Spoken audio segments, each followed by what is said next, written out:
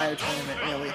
Like, I've never seen anyone play so laid back, get so much out of it, like Ccarrot. And let's see if he's able to keep that going against Mateo as we return back to PS2. Yeah, this is the spot to be. Ccarrot trying to instantly shark, seeing those platforms, throwing out those up airs.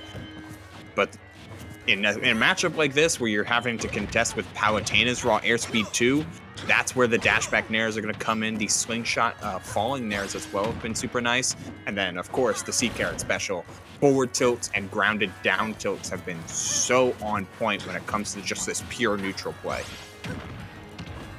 So it's gotten so many kills that you know, unexpected move set. Just using all his kit, really. That's what makes him so good. And Mateo, Grounded moves are huge. They are. Uh-oh, no. Keeps the jump. Nice. Mateo's looking for this back air. Doesn't get it. Doesn't get the grab either. So Ccarrot able to come back onto the center stage. This is the 4th up air. Nonetheless, we still have a lot of damage being dealt. Yeah, we're plenty even, and sometimes with these two, with characters in general in this game, percentage leads can sometimes just not matter. Yeah. Like, especially since neither of these two I'm expecting to play for time. I'm surprised you lived that explosive flame, but hey, Ccarrot still holding on after that nair, but air dodge has been used, able to get back to ledge with no problems, finding a grab as well, and back throw to close out the stock. Great patience on the part of Ccarrot, knowing how to take a grab and still find your way back, but the dash attack will even us up 2-2. And really, it does come down to the advantage state of both of these guys, because Mateo, all of his damage for the most part has been, you know, getting these down airs off, getting that nair off especially, and then reading out options like that, getting that read on that neutral air dodge. I mean, that up air is huge, right? So, like, on platforms, it's just, that's the move they have to go for. The knee of justice!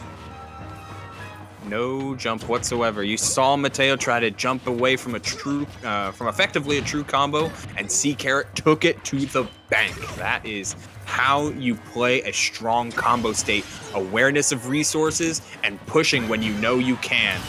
Oh, same thing could be said for Mateo, though. The jump back, a little bit more sprinkling of hard reads there instead of reaction, but for Mateo, it makes all the difference to bring us to an even final stock of game number 1, best of 5 set. We're in for a good one. And I do like that you mentioned how Mateo did get, you know, good read, not really, you know, reaction based, because I feel like Ccarrot definitely does play, you know, towards the reaction rate of his opponents. And Mateo, again, once he's been so consistent with his reads, like you see right there, getting that F smash and getting that first game despite being at a deficit. So Mateo is in the zone right now against Ccarrot, and again, really wants that run back against Marcus. Just like an easy bait too. Just we'll see the Falcon combo there, but just the dash in, dash out on ledge, like nothing too crazy, no like wild feints, but Ccarrot just chose to be threatened by the existence of something like a Palutena down tilt and pressed an option very early. Or even, you know, like a rollback into that grab. That's something that Palutenas love to go for, and it works a lot. It allows them to get back into advantage. So definitely a lot of things to worry about, but hard. That's the forward. Ooh, the sharking. Solid dash in, dash out, but no finish there on the part of Ccarrot. Not trying to go for anything like a knee or a nair off stage too deep. Ooh, like that he went for up tilt there to catch Mateo's teleport potentially too high up, but being able to telegraphing that a little bit too early allows Mateo to come back. And again, even between both these guys, just scrapping, trying to find this kill, misses the knee once again. He double jumped. He just needed a full hop and not an instant double jump. That's certainly tough to drop a stock like that, but 140 is certainly fine with, not even a Falcon dive from that position on the stage, but a forward tilt or a down tilt will do it here. Dash attack for sure. But I like that Ccarrot's not changing his playstyle at all. He's got to save all of these mix-ups to the bitter end. Just get up attack. Okay. That works too. Yeah, I guess nobody died, so we're fine, but like, jeez.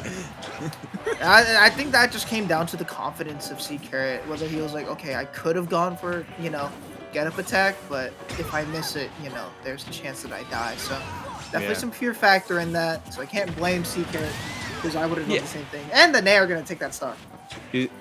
Being aware of the spacing on ledge and eventually surviving on the stock until the bitter end. But that's what happens when you delay tech and against a character that can hit ledge reliably. Something that was set up from the previous game since Ccarrot, time and time again, picked options early. Mateo definitely winning the ledge game thus far in this set. Though if Ccarrot's able to make it off of ledge, things get dangerous. You can see that danger right now. Gets that Nair. Again, huge hitboxes that aren't able to catch out that Falcon dive that Ccarrot tries to go for. Near stage. Actually, one thing to note, he hasn't really gone a lot of like higher Falcon dives. He's really relied on those close to stage, lower Falcon dives. So definitely a change of game plan from Ccarrot. I definitely see it though. You're not trying to contest Palutena up smash or up air when you don't have to. The near justice. What a really tight Nair to land. Like winning in the scramble there is Ccarrot, and hey, you've got a lead again going into the final stock of this game number 2. Let's see if Ccarrot's able to hold it or get back to ledge. The early roll on, getting him by that time.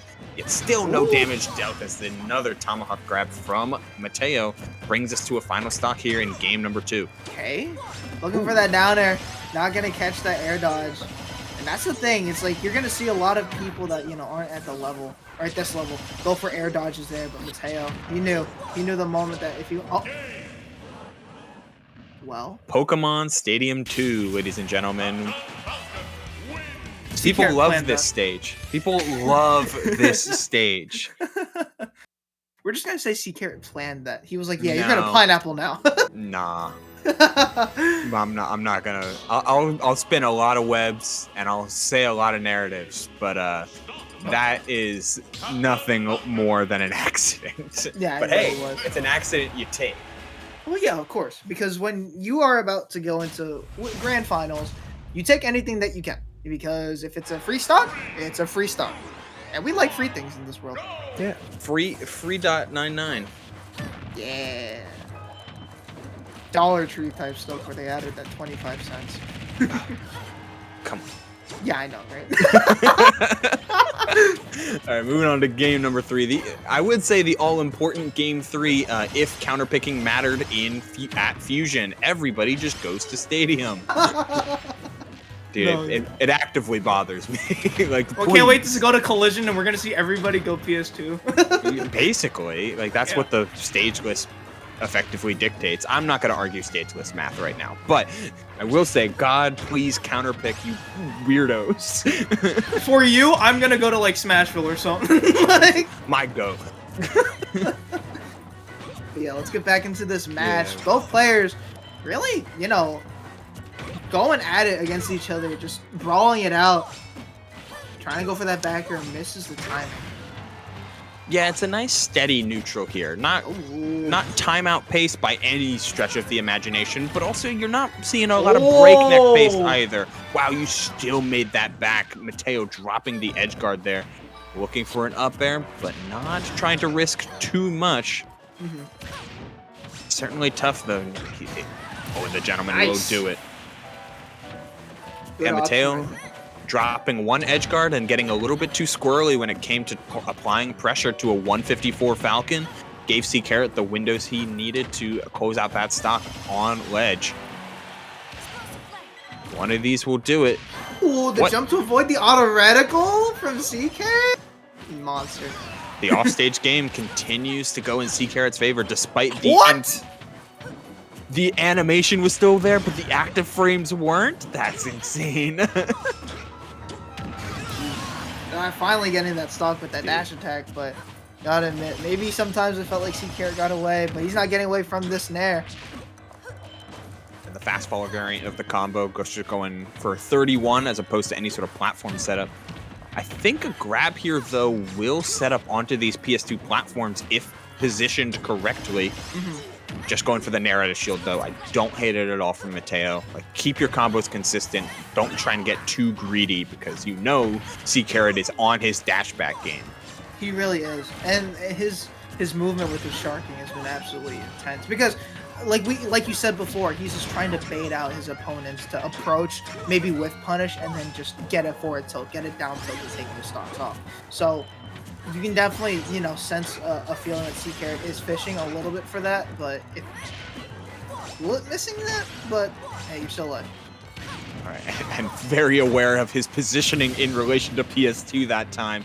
Able to get to ledge and, in turn, find that explosive flame. Shu on the other foot now. Mateo with the stock lead heading into the late stages of this game. And that's the type of up air pressure that I'm used to from Palutena, particularly Mateo's Palutena. Higher up on the shield, but sharking from below, using all of those multi-hits. Yeah, able to get the most out of that, really. Like, even though he did drop a few times, those up airs, he was still able to get a lot of damage. And 31% is a lot of percentage, especially in, you know, end game scenarios. Going for the auto reticle, no jump. Good nair, just to send him off stage. Oh, misses the back air. Again, really good recovery from Ccarrot. Now he just needs to find a spike potentially to take the stock. That drift is so hard to keep track of. But Mateo mashing, right? He's coming down. Don't hate it at all, especially creating those all these set point scenarios. The down tilt whiffs on the 2-frame, but recovering that roll yet again. Just avoiding these auto reticles, man. Like, he's done so well missing the knee. I don't think that would have killed, but the hell do I know? You know each one of these is terrifying, though, as the up smash whiffs as well. The teleport getting just behind. But man, so many of these moments is Ccarrot just looking for that one hit to do as much as it can. 60% on ledge could be dangerous, but the back air at 150 are absolutely certain it's going to take that stock. Mateo finding the win, going up 2-1 here in this loser's final set. Ccarrot not without answers, but given the games that played to their fullest, it seems like Mateo has the edge. Sorry, there's no exclamation point Falcon in this chat, but I got you. Going back to PS2, Mateo with a game at hand. So even if he loses this game, it's go to game 5, you make quick adaptations. So let's see what Ccarrot has learned so far. And right now, this ledge pressure has been good. Mateo relieves it with that nair once again. Yeah, Mateo just taking things calmly. But oh man, okay, there's a phantom footstool away from that man. Yeah, it's tough for any sort of vertical combo game. Just mashing jump sometimes is the way to get out of there, especially against Falcon. Oh yeah, absolutely. Trying to go for that nair one on shield, but punished it very, very well with that nair. Whoa! Bro got the reverse on the knee. Good stuff from Ccarrot. I've seen so many people go for that. That was nice. Yeah, it's a good DI mix-up. It's a good overall. The out air actually getting stock. Speaking of DI mix-ups, it wasn't even a mix-up. It was just incorrect DI. The no mix-up? Yes, yeah. Always got to worry about Palutena up there, but converting into back air that time to set up back on ledge. Oh, and stuffing out that nair one. Mateo no longer waiting for it to hit his shield, just stuffing out Falcon in the corner. The down tilt into dash attack. Yeah, didn't opt to go for the raw back air, and I can't blame him. Yeah, there you go. Gets that read with the down tilt. Catches Ccarrot slacking a little bit. Yeah, he just didn't press a button. He just let it happen. It wasn't even an air dodge. It was just... He just dropped his controller. All right. You're like, oh. Sometimes it happens. You're not expecting Mateo to go for that, and it seems like Mateo fully in the driver's seat. I say that, but a solid combo, and I like the attempt of the Falcon dive to catch the teleport timing. Just not from on high, as we see Mateo reclaim this ledge scenario yet again. And just, you can play the war of attrition now. Up a whole stock. Mateo. You know the vibe. You know the vibes. You see all these backers coming out, holding center.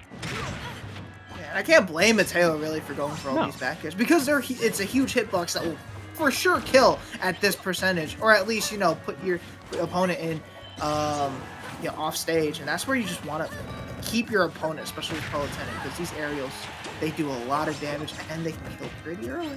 And why would you risk anything going into Ccarrot3's way when you have firm control over this game. Like, you're gonna try and take stocks when you can, of course, but you're surviving to 170 here. You're gonna and taking Ccarrot to above 100 if you're able. Finding the forwarder there, like, you're not risking anything. What a read! Gets that dash attack off. Finally, he finds the stock, but if Ccarrot can somehow mount this comeback, it'd be absolutely crazy to watch. But Mateo, again, being able to play so defensively is helping him out, and gets the air dodge read on that landing with the up air. And if there's any move to do so, it is up air. That move is really, really good at catching out a lot of landings. Juggling, killing, you name it. Yeah, that was a solid play from Mateo. Once you're up that stock, like, you can hold center super well. You can play a steady trade game with a move that doesn't trade in Palutena back air and dash attack. And despite the big plays that Ccarrot was able to make multiple times over on that set to like bring us back to even game states and even scenarios, it never felt like Mateo had fully lost control over much of that game. He played that game 3 as perfect as he can, low to the ground, punish Falcon for being a fast faller, and take steady advantage of Falcon's lackluster disadvantage options to go anywhere but fast fall air dodge down or go to ledge. Mateo walking with that set 3-2-1, bringing up his next set against Marcus. One of many in his repertoire, but after a 3-2 in winners finals, we'll get to see if the same thing will happen yet again here at Jellyfish in our final set, or sets of the day. It could be the penultimate, it could be the ultimate, but if there's anything that we've seen in, in the Ccarrot match, you talked about it before, Mateo's grounded game is very good. So let's see how Mateo does on the ground against Marcus, because we saw it earlier so many times that where Marcus would just go for an up B because why not, right? Like it's a good move to get off, of a lot of different combos. Mateo needs to be a little bit more careful when he treks close to Marcus, because he's just ready to rip that at any moment possible. Yeah, he's spying drift. He's being extraordinarily careful.